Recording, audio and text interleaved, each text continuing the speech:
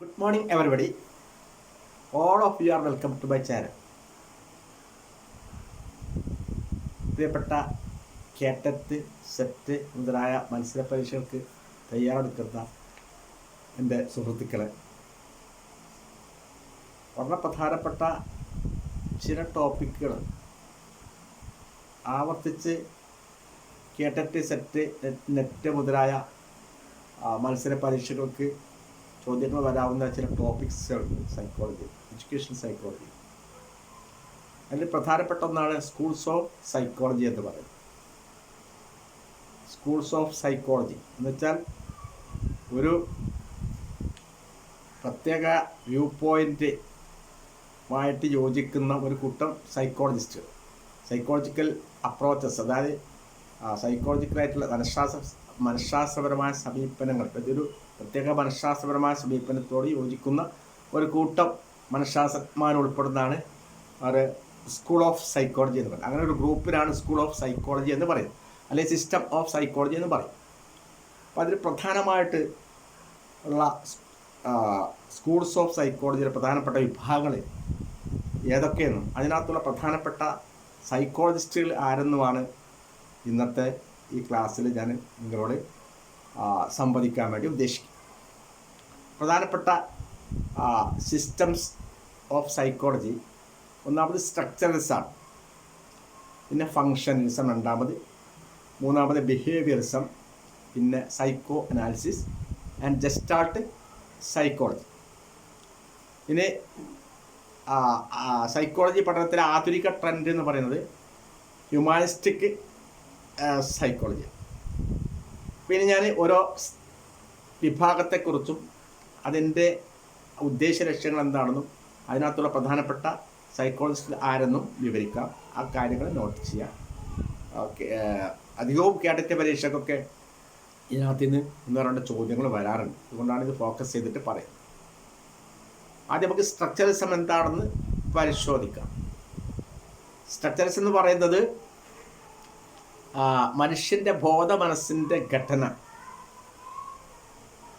അതിൻ്റെ വിവരണങ്ങൾ, അതിൻ്റെ അപകൃത, ഇതിനെ ഉദ്ദേശിച്ചുകൊണ്ടുള്ള ഒരു മനഃശാസ്ത്രപരമായ പഠന സമീപനം ആണ് സ്ട്രക്ചറിസത്തിൽ പ്രധാനമായിട്ടും ഊന്നൽ നൽകുന്നത്.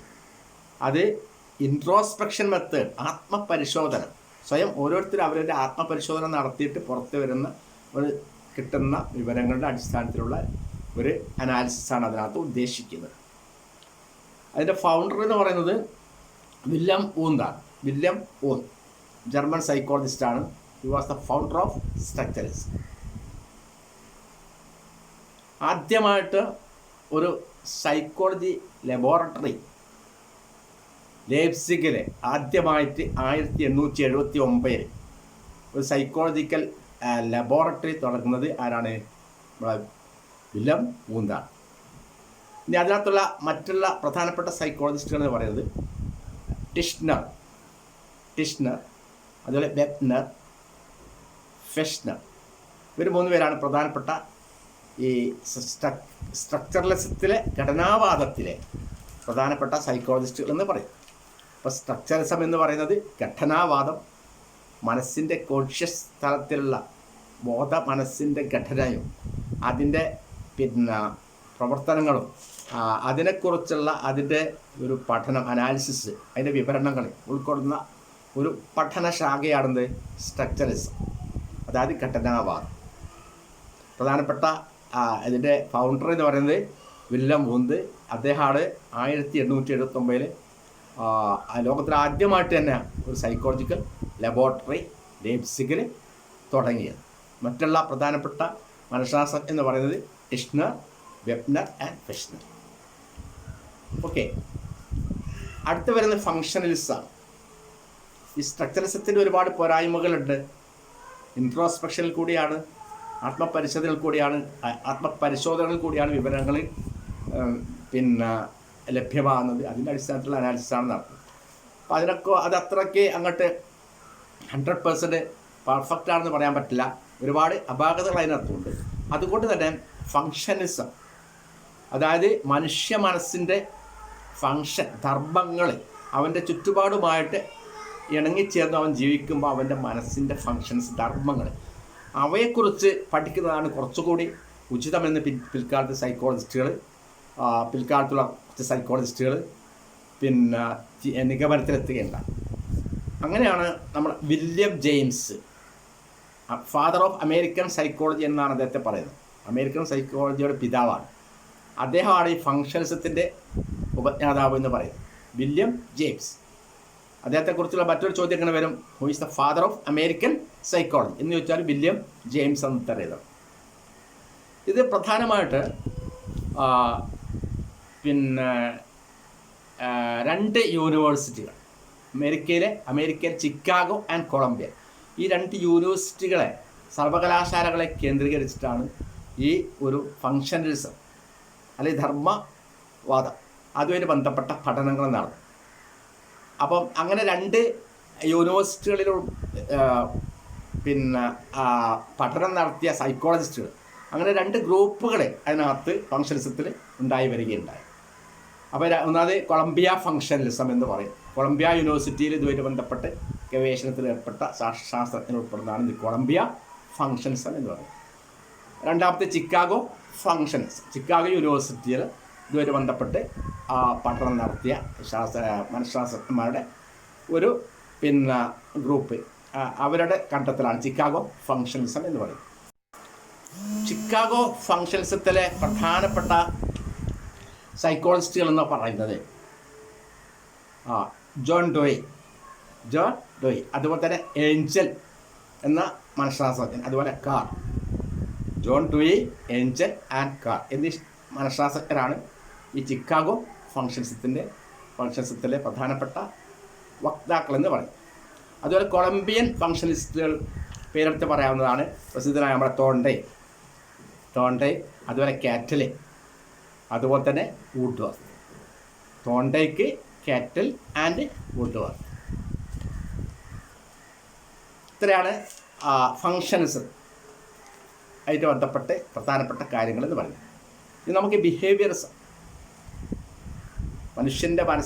മനുഷ്യൻ്റെ എല്ലാത്തരം വാക്ക്, പ്രവൃത്തി, ചിന്ത, എല്ലാത്തരം പ്രവർത്തനങ്ങളും വ്യവഹാരങ്ങൾ, ആ വ്യവഹാരങ്ങളുമായിട്ട് ബന്ധപ്പെട്ട് ഉള്ള ഒരു പഠനമാണ് ബിഹേവിയറിസം എന്ന് പറയും.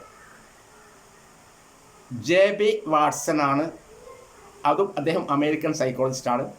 അദ്ദേഹമാണ് ബിഹേവിയറിസ്റ്റ് സ്കൂളിൻ്റെ ഫൗണ്ടർ എന്ന് പറയുന്നത്. J B. Watson was the founder of behaviourist school എന്ന് ചോദിച്ചാൽ എന്താ പറയണം? ജെ.ബി. വാട്സൺ. ഈ ഗ്രൂപ്പിൽ പ്രധാനമായിട്ടുള്ളത് നമുക്കെല്ലാവർക്കും പരിചയമായിട്ടുള്ള സ്കിന്നർ, അതുപോലെ തന്നെ പാവ്ലോവ്, അതുപോലെ തന്നെ ടോൾമാൻ, പിന്നെ ഹള്ളൻ, ഇവരാണ് പ്രമുഖരായിട്ടുള്ള മനഃശാസ്ത്രജ്ഞൻ എന്ന് പറയും. ബിഹേവിയറിസ്റ്റ് സ്കൂൾ ഓഫ് സൈക്കോളജി അനുസരിച്ചിട്ട് സൈക്കോളജി എന്ന് പറയുന്നത് എന്താണ്? കൃത്യമായിട്ടത് നാച്ചുറൽ സയൻസിൻ്റെ ഒരു എക്സ്പീരിയൻഷ്യൽ ബ്രാഞ്ചാണ്. ഒരു എക്സ്പെരിമെൻ്റൽ ബ്രാഞ്ചാണ്. നാച്ചുറൽ സയൻസിൽ ഒരു എക്സ്പെരിമെൻ്റൽ ബ്രാഞ്ചാണ് അത് സൈക്കോളജി എന്ന് പറയുന്നത്. അപ്പം അങ്ങനെയാണെങ്കിൽ മനുഷ്യൻ്റെ പ്രവർത്തനങ്ങൾ അത് ഇലാബറേറ്റ് ചെയ്യും, കൺട്രോൾ ചെയ്യും, അതുപോലെ തന്നെ പ്രെഡിക്റ്റ് ചെയ്യുകയും ചെയ്യും. എങ്ങനെയായിരിക്കും ഒരാളുടെ ബിഹേവിയർ ഇതിൻ്റെ അടിസ്ഥാനത്തിൽ. അപ്പോൾ കൃത്യ എക്സ്പെരിമെൻ്റൽ സ്റ്റഡീസിൽ കൂടിയാണ് നിഗമനങ്ങളിൽ എത്തിച്ചേരുന്നത് ഇത് ബിഹേവിയേഴ്സ്. അപ്പോൾ നാച്ചുറൽ സയൻസിൻ്റെ ഒരു എക്സ്പെരിമെൻ്റൽ ശാഖ കൂടിയാണ്. അതിൻ്റെ സബ്ജക്റ്റ് എന്ന് പറയുന്നത് to elaborate, control and predict behaviour. എന്താണ് മനുഷ്യൻ്റെ വ്യവഹാരങ്ങൾ, അതിനെ എലാബറേറ്റ് ചെയ്യുക, വിശദീകരിക്കുക, അതുപോലെ തന്നെ അതിനെന്ത് ചെയ്യുക, കൺട്രോൾ ചെയ്യുക, നിയന്ത്രിക്കുക, അതുപോലെ തന്നെ പ്രഡിക്റ്റ് ചെയ്യുക, പ്രവചിക്കുക. ഇതാണ് ബിഹേവിയറിസ്റ്റ് സ്കൂൾസ് ഓഫ് സൈക്കോളജിയിലെ പ്രധാനപ്പെട്ട പോയിൻറ്റ്സുകളെന്ന് പറയുന്നത്. ഇനി മറ്റ് ഒരു പ്രധാനപ്പെട്ട ഒരു സിസ്റ്റമാണിത് സ്കൂൾ ഓഫ് സൈക്കോ അനാലിസിസ്. നമുക്ക് എല്ലാവർക്കും അറിയാം സിഗ്മണ്ട് ഫ്രോയിഡാണ്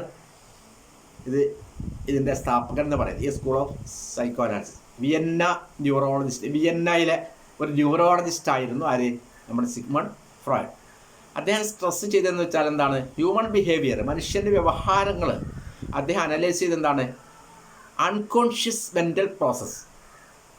അബോധ മനസ്സിൻ്റെ പ്രക്രിയകൾ അതിനെ അപഗ്രഥിച്ചുകൊണ്ടാണ് അദ്ദേഹം പഠനം നടത്തിയിട്ടുള്ളത്. അപ്പോൾ അദ്ദേഹത്തിന് ഉപയോഗിച്ച മെത്തേഡ് എന്ന് പറയുന്നത് എന്താണ്? Free association and dream analysis. Dream analysis എന്ന് പറയുമ്പോൾ പിന്നെ സ്വപ്നങ്ങളുടെ അപഗ്രഥനം, സ്വപ്നത്തിൻ്റെ അപഗ്രഥനങ്ങൾ അതുമായിട്ട് ബന്ധപ്പെടുത്തിക്കൊണ്ടാണ് അദ്ദേഹം അൺകോൺഷ്യസ് മൈൻഡിൻ്റെ ഈ പ്രോസസ്സിനെ കുറിച്ച് പഠനം നടത്തേണ്ടത്. ഇനി ഈ വിഭാഗത്തിൽ പ്രധാനപ്പെട്ട മറ്റ് സൈക്കോളജിസ്റ്റുകൾ എന്ന് പറയുന്നത് ആഡ്ലർ, യൂങ്, ഹാർട്ട്മാൻ, എറിക്സൺ, അതുപോലെ അന്ന ഫ്രോയിഡ്. അന്ന ഫ്രോയിഡ് എന്ന് പറയുമ്പോൾ Xi was the daughter of Sigmund Freud. അപ്പം സ്കൂൾ ഓഫ് സൈക്കോ അനാലിസിസിൻ്റെ സ്ഥാപകൻ Sigmund Freud, he was A Vienna neurologist. He stressed the study of human behavior through the analysis of unconscious mental processes by using the method of free association and dream analysis. ഇതിനകത്തുള്ള പ്രധാനപ്പെട്ട മറ്റ് പ്രമുഖരായ ശാസ്ത്രജ്ഞർ പറയുന്നത് Adler, യൂങ്, Hartmann, Erikson and Anna Freud. Anna Freud she was the daughter of Sigmund Freud. അപ്പോൾ ഇവർ stress ചെയ്തെന്ന് പറഞ്ഞാൽ എന്താണ്? അൺകോൺഷ്യസ് മൈൻഡിൻ്റെ അതിൻ്റെ ഒരു അനാലിസിസാണ്. അതിൻ്റെ അനാലിസിസിൽ കൂടിയാണ് എഴുതുന്നത് പിന്നെ മനഃശാസ്ത്രത്തെക്കുറിച്ചുള്ള പഠനം അവർ നടത്തിയിട്ടുള്ളത്. അപ്പോൾ ഇവർ മനസ്സിൻ്റെ പ്രധാനപ്പെട്ട 3 ഭാഗങ്ങളെ ഫോക്കസ് ചെയ്യുന്നു. പ്രധാനപ്പെട്ട 3 ഭാഗങ്ങളുണ്ടെന്ന് അവർ പറഞ്ഞു. പ്രധാനപ്പെട്ട 3 പാർട്സുകളുണ്ട് മനസ്സിന്. ഏതൊക്കെ? Conscious, sub conscious and unconscious. Conscious എന്ന് പറഞ്ഞാൽ ബോധതലം, സബ് കോൺഷ്യസ് എന്ന് പറഞ്ഞാലോ ഉപബോധ മനസ്സ്, അല്ലെങ്കിൽ സബ് കോൺഷ്യസ്, പ്രീ കോൺഷ്യസ് എന്ന് പറയും. മറ്റൊന്ന് അൺകോൺഷ്യസ് ലെവൽ, അബോധ മനസ്സ്. ഭൂരിഭാഗം ഉള്ളത് അബോധ മനസ്സാണ്. അപ്പോൾ അബോധ മനസ്സിലെ പ്രവർത്തനങ്ങൾ നമ്മൾ ചെറുപ്പകാലത്ത് ഉള്ള കാലത്തൊക്കെ നമ്മുടെ ജീവിതത്തിൽ നമ്മളിപ്പോൾ മറന്നു പോയിട്ട് ഒരുപാട് കാര്യങ്ങൾ നമ്മൾ സപ്രസ് ചെയ്ത ഒരുപാട് വികാരങ്ങൾ, ഫീലിങ്സ് ഒക്കെ ഉൾപ്പെടുന്ന ഒരു നിഗൂഢമായ ഒരു മേഖലയാണ് അൺകോൺഷ്യസ് മൈൻഡ് എന്ന് പറയുന്നത്. സബ് കോൺഷ്യസ് മൈൻഡ് ആണെങ്കിൽ നമുക്ക് എന്ത് ചെയ്യാം? കുറച്ച് കാര്യങ്ങളൊക്കെ നമുക്ക് ഓർത്തെടുക്കാൻ വേണ്ടിയിട്ട് കഴിയും. സബ് കോൺഷ്യസ് മൈൻഡിൽ നമ്മൾ റീകാൾ ചെയ്യാൻ പറ്റും കാര്യങ്ങൾ. നമ്മൾ കോൺഷ്യസ് തലത്തിന് തൊട്ട് താഴെയുള്ളത്. പിന്നെ കോൺഷ്യസ് തലം എന്ന് പറയുമ്പോൾ മൊത്തം നമ്മളുടെ ഇപ്പം നിലനിൽക്കുന്ന നമ്മുടെ ബോധമണ്ഡലത്തിലുള്ള നമ്മുടെ വാക്കുകൾ, പ്രവർത്തനങ്ങളും ചിന്തകളും ഒക്കെ വരുന്നതാണ്. നമുക്ക് കൃത്യമായിട്ട് മനസ്സിലാക്കാൻ പറ്റും. സബ് കോൺഷ്യസ് അതിന് തൊട്ട് താഴെയാണ്. അപ്പോൾ സബ് കോൺഷ്യസിൻ്റെ നമുക്ക് റീകാൾ ചെയ്തെടുക്കാൻ വേണ്ടി ഓർമ്മയുണ്ടാകും. പല കാര്യം മറന്നുപോയി. പക്ഷെ എല്ലാം നമ്മുടെ കോൺഷ്യസ് തലത്തിലുണ്ടാവില്ല സബ് കോൺഷ്യസ് മറ്റ് കാര്യങ്ങൾ. പക്ഷെ നമ്മൾ ഓർത്തെടുക്കാൻ കഴിയുന്ന കുറേ കാര്യങ്ങൾ. എന്നാൽ അൺകോൺഷ്യസ് ആണെങ്കിലോ നമുക്കൊന്നും ഓർത്തെടുക്കാൻ കഴിയില്ല. വളരെ നിഗൂഢമാണ്.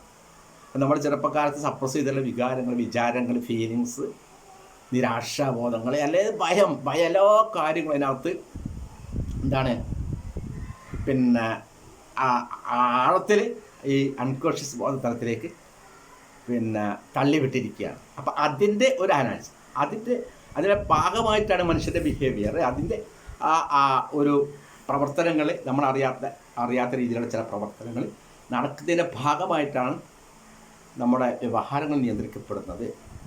ഓക്കെ, പ്രധാനമായിട്ട് അദ്ദേഹം ഊന്നൽ നൽകിയത് ഡ്രീം അനാലിസിസ്, അതായത് സ്വപ്നവ്യാഖ്യാനം.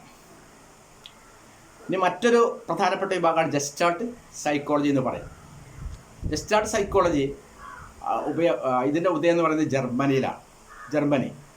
അതിൻ്റെ പ്രൊമനൻ്റ് ആയിട്ടുള്ള സൈക്കോളജിസ്റ്റ്, അതായത് ഫൗണ്ടർ എന്ന് പറയാം. ഈ ജസ്റ്റാൾട്ട് സൈക്കോളജിയുടെ ഫൗണ്ടർ എന്ന് പറയുന്നത് Max Wertheimer. Max Wertheimer. He was the founder of ഇത് ജസ്റ്റാൾട്ട് സൈക്കോളജി. മാക്സ് വെർത്തമേയറിനെ കൂടാതെ പ്രധാനപ്പെട്ട സൈക്കോളജിസ്റ്റ് വന്ന് കോഫ്ക, കോഹ്ലർ, ലെവിൻ മുതലായ മനഃശാസ്ത്രജ്ഞരാണ്. Koffka, Kohler and Lewin. Gestalt എന്ന് പറയുന്നത് ഒരു ജർമ്മൻ വേർഡാണ്. അതിൻ്റെ അർത്ഥം കോൺഫിഗറേഷൻ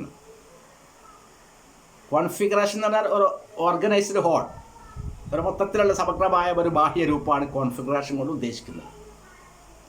അപ്പോൾ ജസ്റ്റാൾട്ട് സൈക്കോളജിസ്റ്റുകൾ എംഫസൈസ് ചെയ്തത്, അവർ കൂടുതൽ ഊന്നൽ നൽകിയത് എന്താണ്?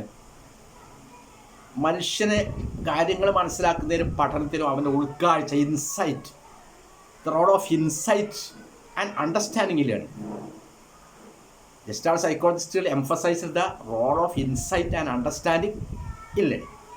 മനുഷ്യനെ കാര്യങ്ങൾ പഠിക്കുന്നതിനും മനസ്സിലാക്കുന്നതിനും അവൻ്റെ ഉൾക്കാഴ്ച, അതിൻ്റെ റോൾ, അതിൻ്റെ പങ്കാണ് ജസ്റ്റാർട്ട് സൈക്കോളജിസ്റ്റുകൾ പിന്നെ കൂടുതൽ ഊന്നൽ നൽകിയിട്ട് പഠനം നടത്തിയിട്ടുള്ളത്.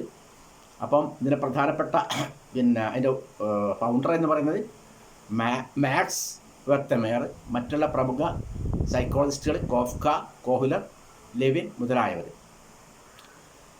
ജസ്റ്റാർട്ട് എന്ന് പറയുന്നത് ജർമ്മൻ വേർഡാണ്. അതിൻ്റെ അർത്ഥം കോൺഫിഗറേഷൻ, ഓർഗനൈസ്ഡ് ഹോൾ, സമഗ്രമായ ഒരു ബാഹ്യരൂപം. അങ്ങനെ ഇൻസൈറ്റിൽ കൂടി കാര്യങ്ങൾ പഠിച്ചു മനസ്സിലാക്കുന്നു മനുഷ്യർ എന്നുള്ള ഒരു കാഴ്ചപ്പാടിൽ കൂടിയാണ് അവർ പഠനങ്ങൾ നടത്തിയത്. ഇനി ഏറ്റവും ആധുനികമായിട്ടുള്ള ഒരു ട്രെൻഡ് എന്ന് പറയുന്നത് ഹ്യൂമാനിസ്റ്റിക് സൈക്കോളജിയാണ്. ഹ്യൂമാനിസ്റ്റിക് സൈക്കോളജിസ്റ്റുകളുടെ പിന്നെ വ്യൂ പോയിൻ്റ് എന്ന് പറയുന്നത് മനുഷ്യനെ ഒരുപാട് ഇന്നേറ്റ് ആയിട്ടുള്ള പൊട്ടൻഷ്യാലിറ്റീസ് ഉണ്ട്, അവൻ്റെ സൃഷ്ടിപ്പിൽ തന്നെ ഉണ്ട്. അപ്പോൾ ആ ഇന്നേറ്റ് പൊട്ടൻഷ്യാലിറ്റീസിനെ വികസിപ്പിച്ചെടുക്കുക, അതിൻ്റെ എന്നിട്ട് സെൽഫ് ആക്ച്വലൈസേഷൻ, ഒരു ആത്മസാക്ഷാത്കാരത്തിലേക്ക് എത്തുക. നമുക്ക് എന്താണോ ആവേണ്ടത് എന്നുള്ള ക്വാളിറ്റി നമ്മളിലുണ്ട്, ആ ക്വാളിറ്റിയെ മാക്സിമം എന്ത് ചെയ്യുക, പുറത്തെടുത്തുകൊണ്ട് മാക്സിമം അതിനുള്ള പരിപോഷണം നൽകിക്കൊണ്ട് ആത്മസാക്ഷാത്കാരം നടത്തും. അപ്പോൾ ഒരു പെയിൻറ്റർ ആവണം എന്ന് ആഗ്രഹമുള്ള ഒരാളുള്ള ആ പെയിൻറ്റിങ്ങിനോടുള്ള ആഭിമുഖ്യം വളർത്തിയെടുത്തുകൊണ്ട് അദ്ദേഹം അതിൽ മികവ് കാണിക്കും. ഒരു നല്ല ഡോക്ടറാവണമെന്നാണ് ആഗ്രഹമെങ്കിൽ അത് ആ കഴിവ് അവൻ്റെ ഉണ്ടെങ്കിൽ അതെന്ത് ചെയ്യുക, വികസിപ്പിച്ചെടുത്തിട്ട് മാക്സിമം അതിന് ഇന്നേറ്റ് പൊട്ടൻഷ്യാലിറ്റീസ് മാക്സിമം പുറത്തെടുക്കും. അപ്പോൾ ഏതാണോ മികവ്, അവൻ്റെ ഉള്ള മികവ് ഏതാണോ, സാഹിത്യത്തിലാണോ, കലയിലാണോ, ഏതിലോ ആയിക്കോട്ടെ, മ്യൂസിക്കിലാണോ, അപ്പോൾ അത് അവനെ കണ്ടെത്തണം. അണ്ടർസ്റ്റാൻഡിങ് ദ സെൽഫാണ്, സ്വയം കണ്ടെത്തിയിട്ട് അതിനെ പരിപോഷിപ്പിച്ചെടുത്തിട്ട് സെൽഫ് ആക്ച്വലൈസേഷൻ. നമ്മൾ അബ്രഹാം മാസ്ലോയുടെ സെൽഫ് ആക്ച്വലൈസേഷൻ ഇതിലേക്ക് പഠിച്ചിട്ടുണ്ട്. അപ്പം ആ ഒരു സമീപനാണ് ആര് ഹ്യൂമാനിസ്റ്റിക് സൈക്കോളജിയിൽ കണ്ടെത്തിയത്. അപ്പോൾ ഒരു മാനവിക വീക്ഷണമാണ് അവർക്കുള്ളത്, അല്ലാതെ വളരെ സങ്കീർണമായിട്ടുള്ള മനുഷ്യൻ്റെ ഫങ്ഷൻസ്, അതുപോലെ തന്നെ അബോധ മനസ്സിൻ്റെ സങ്കീർണമായ പ്രവർത്തനങ്ങൾ അതിനൊക്കെ അപഗ്രഥിച്ചു കൊണ്ട് മാത്രമല്ല സൈക്കോളജിയെക്കുറിച്ച് പഠിക്കേണ്ടത്.